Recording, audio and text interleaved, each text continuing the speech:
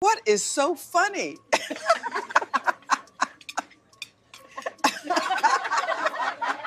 The crystal chandeliers of Le Bernardin cast dancing shadows across white tablecloths as the dinner rush reached its peak.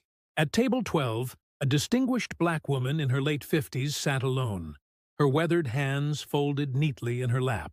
Margaret Williams wore a simple navy dress and carried a modest purse, but her posture spoke of quiet dignity, earned through decades of hard work.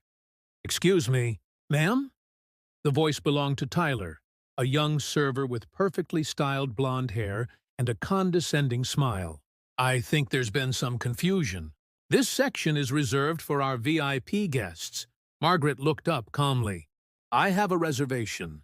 Williams, party of one, 7:30. Tyler's eyes swept over her appearance, taking in the dress that, while clean and pressed, clearly wasn't designer. His smile became more strained. "Let me just check on that for you." He didn't move toward the reservation book. At the neighboring table, a couple in expensive suits whispered to each other, their eyes darting toward Margaret with thinly veiled curiosity. The woman pulled out her phone, angling it slightly in Margaret's direction. "Is there a problem here?" Jessica, the assistant manager, approached with her arms crossed.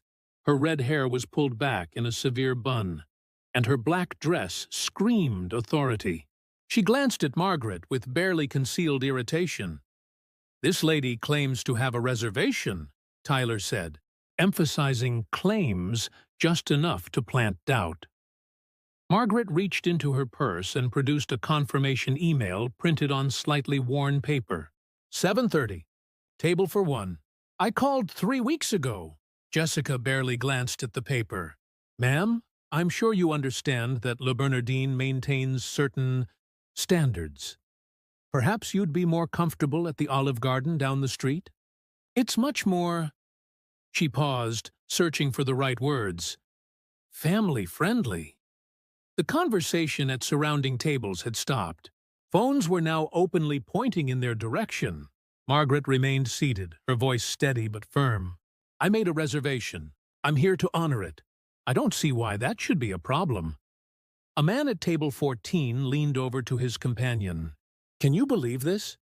They're being way too polite. Just call security." Margaret heard him. Her jaw tightened almost imperceptibly, but she said nothing. Tyler looked around nervously at the growing audience. "Look, lady, maybe you got confused about which restaurant—"